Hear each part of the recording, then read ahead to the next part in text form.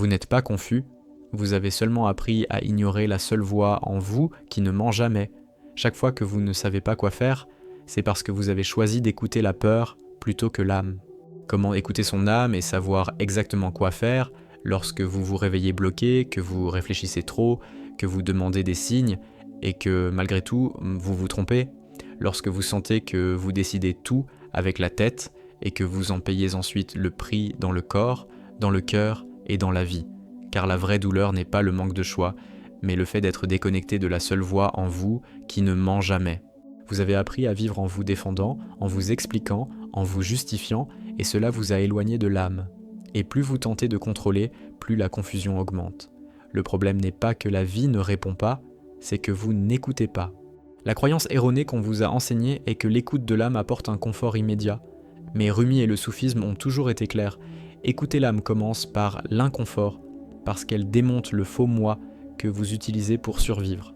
L'âme ne crie pas, ne discute pas, ne vous poursuit pas, elle attend. Et pendant que vous demandez des conseils au monde, elle demeure silencieuse à l'intérieur, ferme, simple, claire. Le choc est le suivant. Si vous ne savez pas quoi faire, ce n'est pas parce que le chemin n'existe pas, c'est parce que vous avez appris à ignorer la seule orientation qui ne faillit jamais. Et si cette vidéo est arrivée jusqu'à vous, c'est parce que vous êtes fatigué de vous tromper en essayant de bien faire, fatigué de vivre dans le doute, fatigué de demander la permission d'exister. Ici, vous allez découvrir le mécanisme simple et réel que Rumi indique. Lorsque l'âme guide, la vie s'organise. Lorsque l'ego décide, tout devient effort. Vous allez comprendre comment reconnaître la différence entre la voix de l'âme et le bruit de la peur, pourquoi l'âme parle toujours à voix basse et pourquoi elle ne négocie jamais avec la précipitation, et comment appliquer cela aux petites et grandes décisions de votre journée, non comme une théorie, mais comme une pratique vivante, telle que les maîtres soufis l'ont toujours enseigné.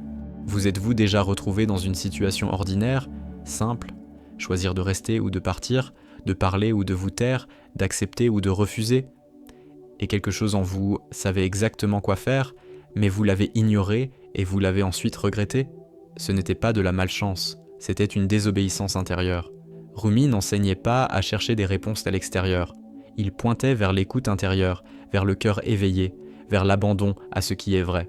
L'âme indique toujours le chemin qui vous sort du mensonge, même quand cela fait mal, même quand cela coûte, tandis que l'ego choisit toujours ce qui protège l'image, le confort et la peur de perdre. La révélation que presque personne n'accepte est qu'écouter l'âme ne vous conduit pas là où vous voulez, mais là où vous avez besoin d'aller. Et c'est pour cela que tant de gens fuient cette écoute. Si vous voulez savoir exactement quoi faire dans chaque situation, vous n'avez pas besoin de plus de techniques. Vous devez cesser de fuir le silence où l'âme parle. Et lorsque vous apprenez à reconnaître cette voix, la vie commence à répondre sans effort. Les décisions deviennent simples, les conflits perdent de leur force et le chemin se révèle pas à pas, comme Rumi le décrivait dans les récits soufis, non comme une carte toute tracée, mais comme une présence vivante guidant chaque pas. Alors, dites-moi, dans quel domaine de votre vie ignorez-vous cette voix alors que vous savez qu'elle a raison ? Qu'essayez-vous de contrôler que l'âme a déjà tenté de vous montrer comment lâcher ? Et si vous écoutiez vraiment aujourd'hui, qu'est-ce qui changerait immédiatement ? Écouter l'âme n'est pas quelque chose de lointain, de mystique ou réservé à quelques élus. C'est quelque chose que vous avez déjà fait de nombreuses fois sans vous en rendre compte, chaque fois que vous avez ressenti un serrement dans la poitrine avant un mauvais choix, chaque fois que quelque chose en vous a averti et que vous avez ignoré. L'âme avertit toujours avant, jamais après.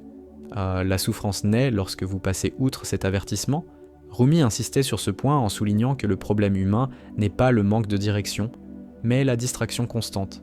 Vous vous êtes habitué à vivre en courant, à décider vite, à tout justifier par la logique, alors que l'âme fonctionne à un autre rythme.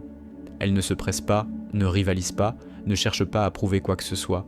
Et c'est précisément pour cela que vous ne lui faites pas confiance.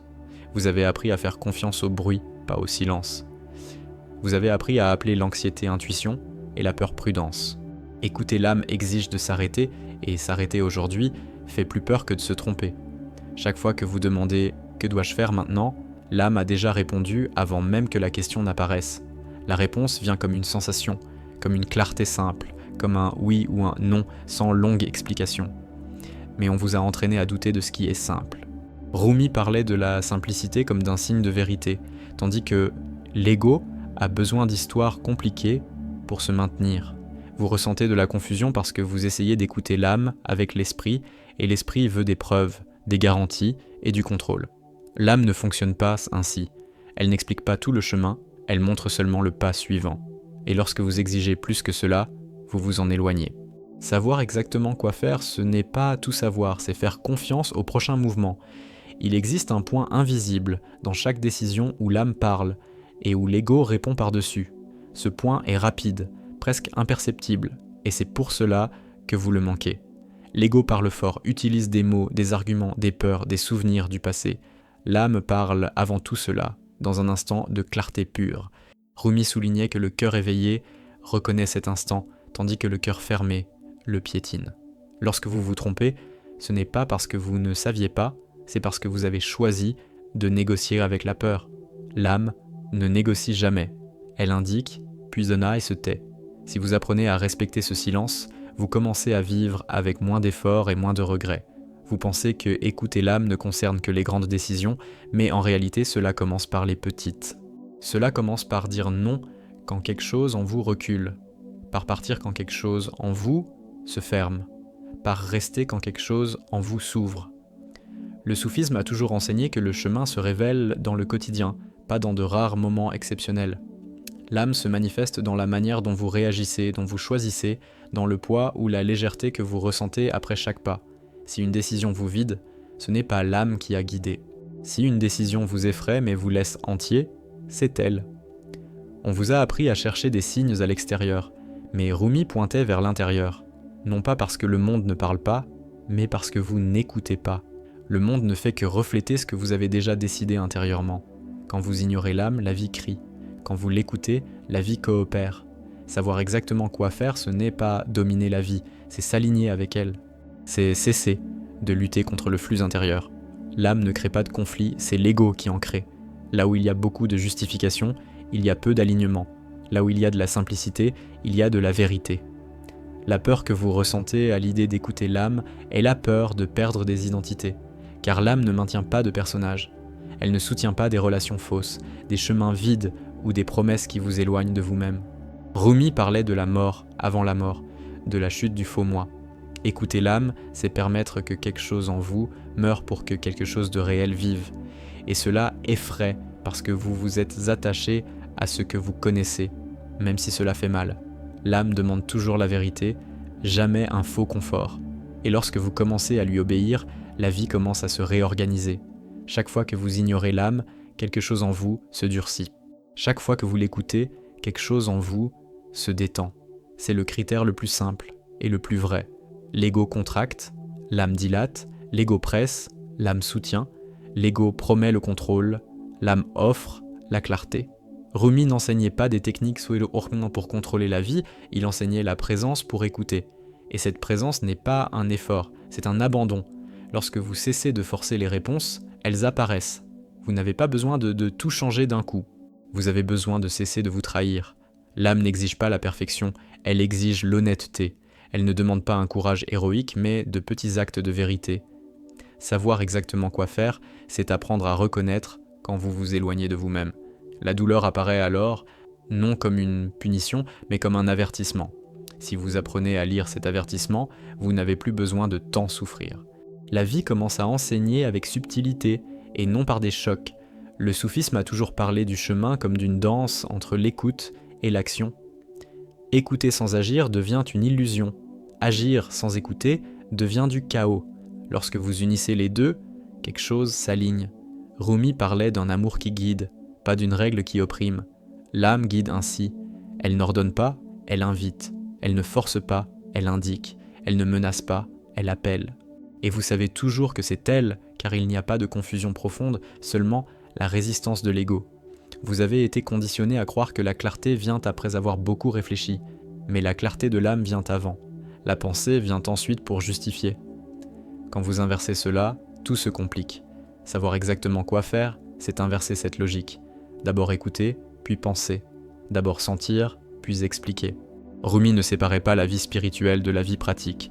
Pour lui, écouter l'âme, c'était vivre correctement dans le monde, non le fuir. Chaque situation de votre vie est une invitation à cette écoute. Un conflit, un choix, une perte, un commencement. L'âme indique toujours ce qui vous rapproche de vous-même. Même quand cela ressemble à une perte, c'est un gain intérieur.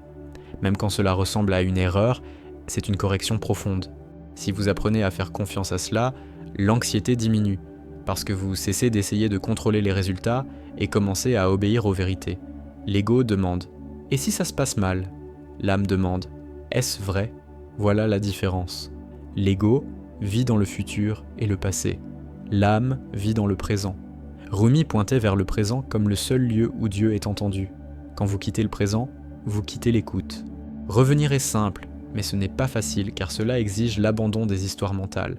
Vous ressentez de la fatigue, non pas parce que vous vivez trop, mais parce que vous décidez contre vous-même. La fatigue profonde vient de la trahison constante de soi. Lorsque vous commencez à écouter l'âme, quelque chose en vous se repose même en mouvement. La vie peut rester exigeante, mais vous ne vous y perdez plus. C'est la promesse réelle du soufisme, non pas une vie parfaite, mais une vie alignée. Savoir exactement quoi faire ne signifie pas ne jamais se tromper, mais se tromper moins contre soi. Cela signifie apprendre vite, sentir avant l'effondrement. Rumi parlait de s'éveiller pendant que l'on vit, et non après avoir tout brisé. L'âme tente toujours de vous éveiller, avant. Si vous l'écoutez, le chemin s'adoucit. Vous n'avez pas besoin de plus de contenu, mais de plus de silence intérieur. Pas de plus de conseils, mais de plus d'honnêteté. L'âme ne se révèle pas à ceux qui veulent des réponses rapides, mais à ceux qui sont prêts à entendre ce qu'ils ne veulent pas.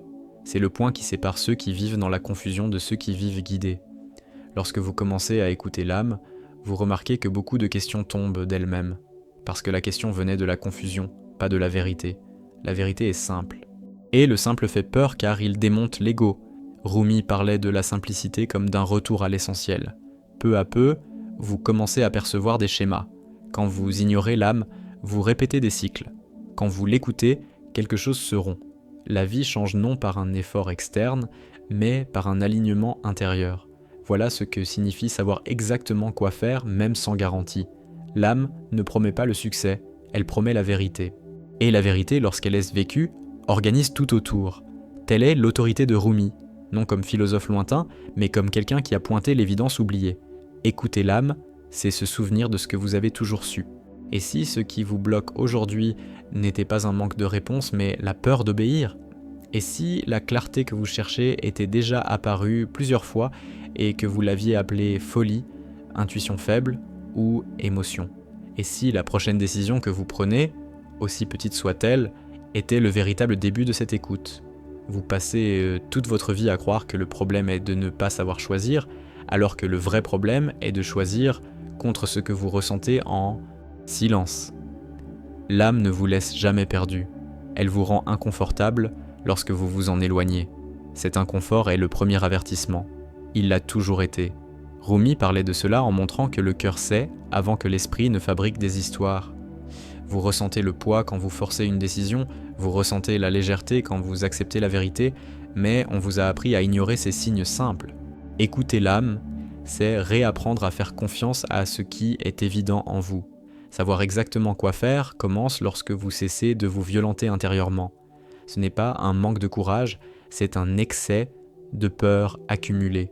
L'âme appelle, l'ego réplique, et vous vous perdez dans ce dialogue intérieur qui ne finit jamais.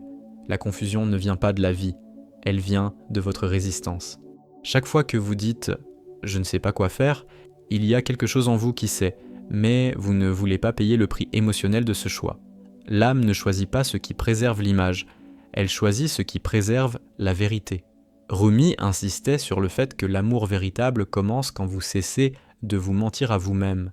Se mentir à soi-même, c'est ignorer l'âme. Chaque fois que vous l'ignorez, le bruit augmente. L'esprit devient plus agité, le corps plus fatigué, la vie plus lourde. Non parce que vous avez mal agi extérieurement, mais parce que vous vous êtes éloigné intérieurement. Savoir quoi faire, c'est s'aligner, pas toujours réussir. Il existe une peur cachée à l'idée d'écouter l'âme, la peur de changer de route, car lorsque vous écoutez vraiment, il n'est plus possible de faire semblant de ne pas avoir entendu. L'âme ne laisse pas de place aux longues excuses. Elle indique, puis elle attend. Et vous savez que c'est elle parce que la décision ne vient pas avec de l'anxiété, mais avec une fermeté silencieuse. Rumi parlait du silence comme d'un langage divin, plus vous créez de bruit, plus vous vous éloignez de ce langage. Écouter l'âme, c'est réduire le bruit intérieur. C'est cesser de demander l'avis de la peur. Vous pensez avoir besoin de signes extérieurs, mais les signes sont déjà dans votre corps. Serrement, expansion, lourdeur, légèreté. L'âme communique ainsi parce que c'est simple. L'esprit se méfie du simple. Il préfère les théories, les cartes, les promesses. L'âme préfère la vérité. Quand vous commencez à respecter ces signes, la vie commence à couler autrement. Pas sans défi, mais sans confusion inutile. Savoir exactement quoi faire, ce n'est pas être certain du résultat, c'est être en paix avec la décision. Chaque fois que vous vous posez trop de questions, vous avez déjà manqué le moment de l'écoute. L'âme parle avant que la question ne devienne désespoir. Elle parle tant qu'il y a encore du calme. Si vous ne l'écoutez pas là, l'esprit prend le relais. Rumi enseignait que le cœur éveillé agit avant le chaos. Vous vous en rendez toujours compte après, et vous dites « Je le savais ». C'est la preuve que l'âme a parlé. Le regret est la mémoire de cette parole ignorée. La guérison commence lorsque vous commencez à écouter avant. Vous n'avez pas besoin de devenir quelqu'un d'autre pour entendre l'âme. Vous avez besoin de cesser d'être quelqu'un que vous n'êtes pas. Les masques font du bruit. La vérité est silencieuse. Plus vous essayez de vous adapter, de plaire, de maintenir une image, plus vous vous éloignez de l'écoute. L'âme ne négocie pas l'identité. Elle demande l'intégrité.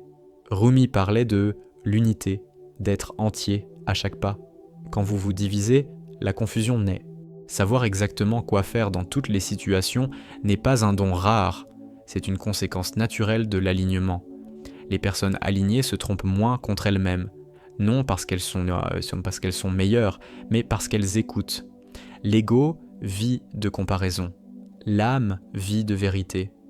Quand vous cessez de vous comparer, vous commencez à vous écouter. Quand vous commencez à vous écouter, la vie répond avec moins de résistance. La plus grande illusion spirituelle est de croire que écouter l'âme, c'est fuir le monde. Dans le soufisme, c'est l'inverse. Écouter l'âme, c'est mieux vivre dans le monde. C'est agir avec clarté, parler avec vérité, partir quand c'est l'heure, rester quand c'est l'heure. Rumi utilisait des histoires simples pour montrer cela, parce que la vérité n'a pas besoin d'être compliquée. Vous sentez quand vous forcez quelque chose. C'est le signe le plus clair que ce n'est pas l'âme qui guide. L'âme ne met jamais la pression. C'est la peur qui presse. La peur veut tout résoudre maintenant. L'âme demande seulement de l'honnêteté maintenant. Cet instant présent change tout. Quand vous honorez le présent, le pas suivant apparaît. Quand vous exigez tout l'avenir, vous vous perdez. Rumi montrait que le chemin se fait en marchant, pas en planifiant excessivement. Écouter l'âme, c'est faire confiance à ce mouvement simple. Vous reconnaissez que vous écoutez l'âme lorsque vous acceptez de perdre quelque chose à l'extérieur pour ne pas vous perdre à l'intérieur. Cela fait mal au début, mais cela guérit ensuite. Ignorer l'âme semble confortable au début, mais coûte cher après. C'est un schéma que vous avez déjà vécu plusieurs fois. L'âme coûte toujours moins. L'ego facture toujours des intérêts. Chaque situation de votre vie est un miroir de votre écoute. Relation, travail, choix, pause. Là où vous vous écoutez, il y a de la fluidité. Là où vous vous ignorez, il y a répétition. Rumi disait que la répétition est le signe que la leçon n'a pas été entendue. La vie répète jusqu'à ce que vous écoutiez. Non comme une punition, mais comme une insistance aimante. Vous n'êtes pas en retard. Vous êtes simplement fatigué de ne pas vous écouter. Et cette fatigue est l'invitation. L'âme appelle plus fort quand vous n'en pouvez plus de vous trahir. Et malgré cela, elle ne crie pas. Elle attend que vous vous lassiez du bruit. Savoir exactement quoi faire commence lorsque vous vous rendez à cette écoute. La clarté ne vient pas comme une voix forte disant quoi faire. Elle vient comme un simple « non » ou « oui ». L'esprit veut justifier, l'âme veut aligner. Si vous respectez cet alignement, la vie commence à coopérer. Non parce que tout fonctionne, mais parce que vous cessez de lutter contre vous-même. Rumi disait que celui qui se trouve ne se perd pas dans les chemins. Écouter l'âme, c'est se retrouver encore et encore, pas une seule fois, chaque jour, dans chaque petite décision. C'est ainsi que la confiance grandit, c'est ainsi que la peur diminue. Vous avez peur de vous tromper, mais vous vous trompez davantage lorsque vous n'écoutez pas. L'âme ne promet pas l'absence d'erreur, elle promet un apprentissage sans destruction. L'ego apprend en brisant, l'âme apprend en ajustant. Voilà la différence. Quand vous commencez à écouter, l'ajustement se fait avant la chute. L'âme ne demande pas la perfection, elle demande la présence. Quand vous êtes présent, vous savez quoi faire. Quand vous êtes absent, chaque choix semble faux. La présence est écoute. L'écoute est abandon. Rumi enseignait cela non comme une théorie, mais comme une vie vécue. Plus vous écoutez l'âme, moins vous avez besoin d'approbation, moins vous avez besoin d'expliquer, moins vous avez besoin de convaincre. La décision se soutient d'elle-même. Cela effraie ceux qui vivent en fait de validation extérieure, mais cela libère ceux qui sont fatigués de demander la permission d'être vrais. Savoir exactement quoi faire, c'est faire confiance à ce processus invisible. Ce n'est pas de la magie, c'est de la cohérence intérieure. Lorsque vous alignez pensée, sensation et action, la confusion tombe. La vie reste exigeante, mais elle cesse d'être chaotique. L'âme ne vous conduit pas là où c'est facile, elle vous conduit là où c'est réel. Et le réel soutient. Le faux épuise. Si vous êtes épuisé, peut-être vivez-vous loin de votre vérité. L'écoute commence là. Et si ce que vous appelez une intuition faible n'était que l'âme fatiguée d'être ignorée, et si la confusion que vous vivez n'était que le résultat de nombreuses petites trahisons intérieures accumulées, et si la prochaine décision simple que vous prenez en silence changeait toute la direction de votre vie, vous n'êtes pas perdu, vous êtes divisé. Une part de vous sait exactement quoi faire, l'autre a peur d'obéir. Cette division fatigue, embrouille et paralyse. L'âme ne paralyse jamais, ce qui paralyse, c'est la peur. Chaque fois que vous vous figez devant une décision, ce n'est pas un manque de direction, c'est un excès de négociation intérieure. Rumi montrait que la vérité ne discute pas, elle est. Quand vous commencez à trop débattre avec vous-même, vous vous êtes déjà éloigné de l'âme. Écouter l'âme, c'est mettre fin à ce débat intérieur, c'est accepter la réponse simple qui est déjà venue. Savoir exactement quoi faire commence lorsque vous reconnaissez cette réponse avant de la détruire par des justifications. L'âme parle à l'instant où vous êtes encore entier. Ensuite, quand l'esprit prend le dessus, vous vous fragmentez.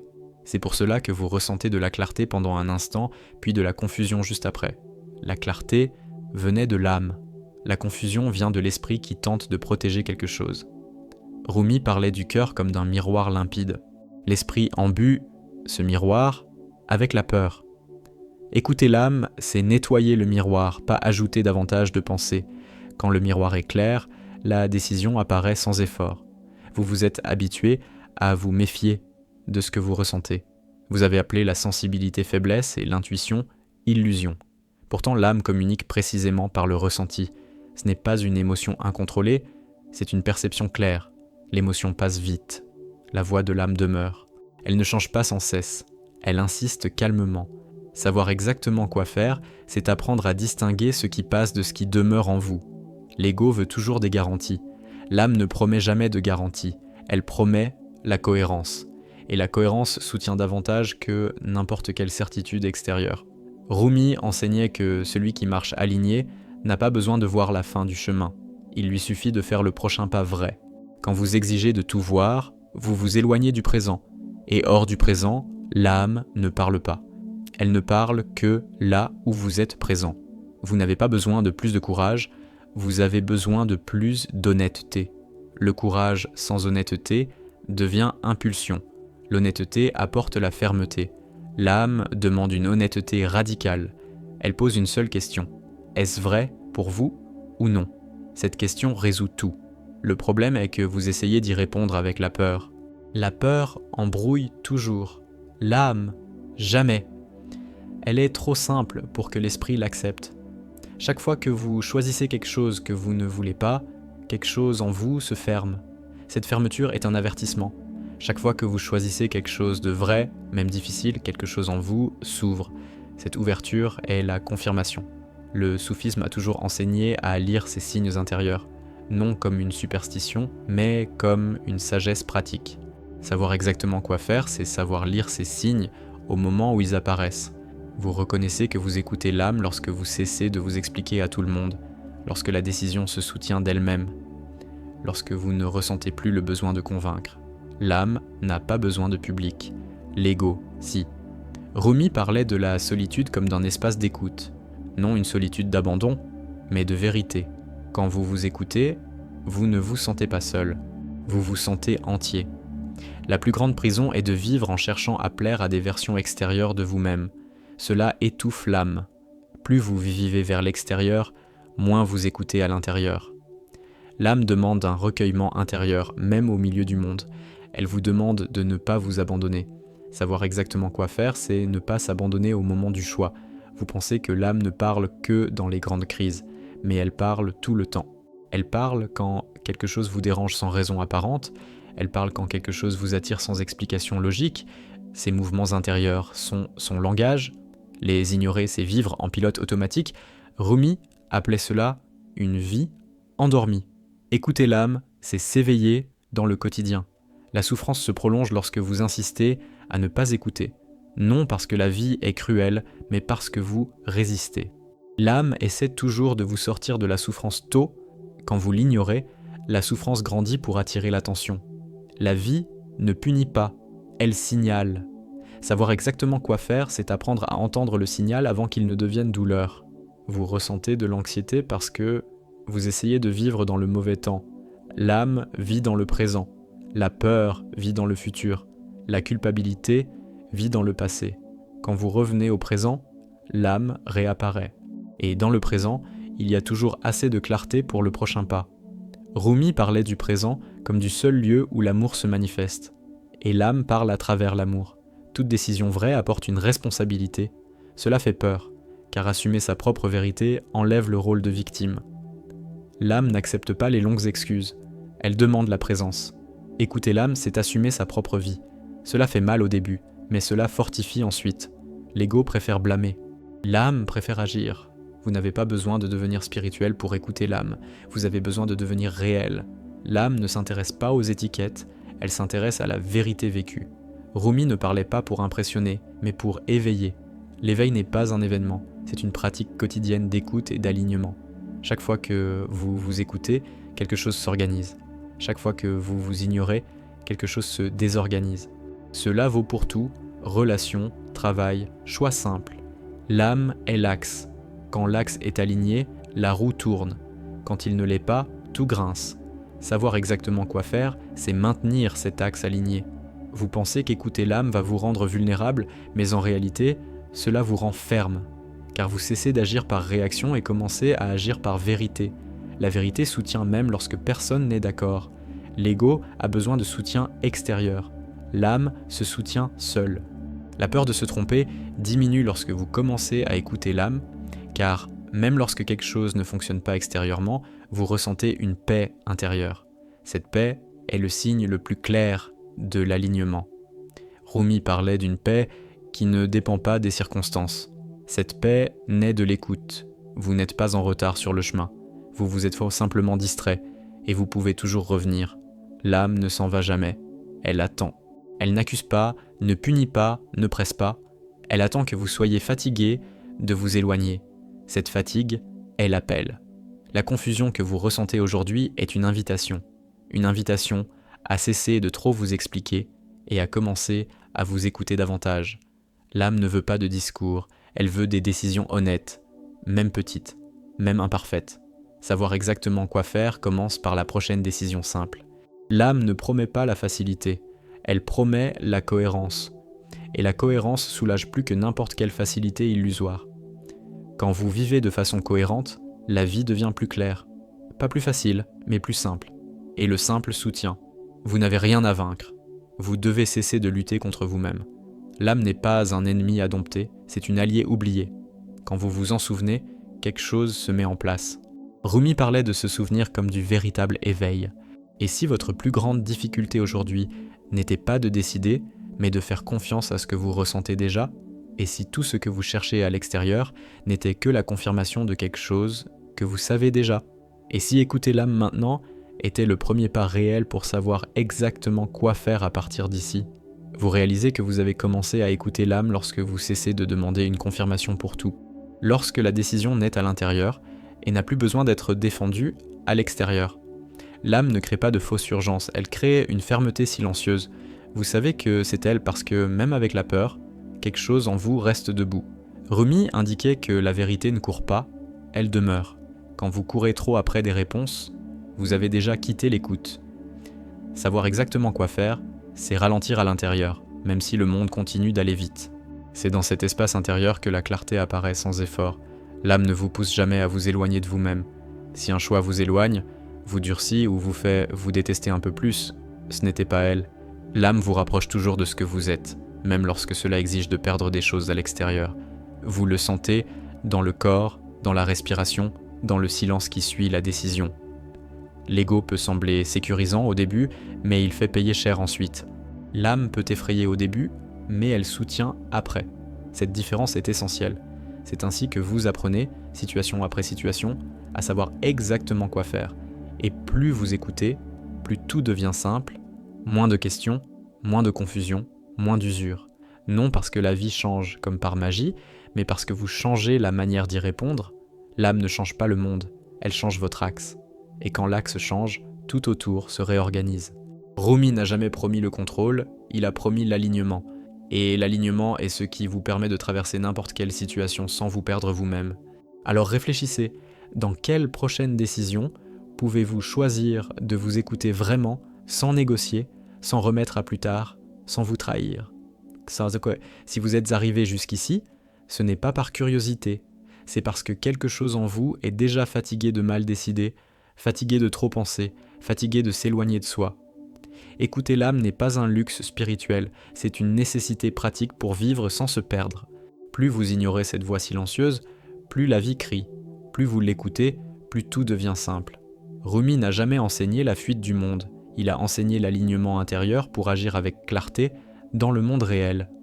Si ce contenu a touché quelque chose de profond en vous, abonnez-vous à la chaîne, car ici les paroles de Rumi ne servent pas à informer, elles servent à guider des choix réels. Activez la cloche car chaque vidéo est un pas de plus pour apprendre à écouter votre âme et à savoir exactement quoi faire sans dépendre de signes extérieurs, de gourous ou de promesses vides. Et si vous sentez que vous êtes prêt à aller encore plus loin, rejoignez le club des membres où les enseignements soufis sont appliqués directement aux décisions les plus difficiles de la vie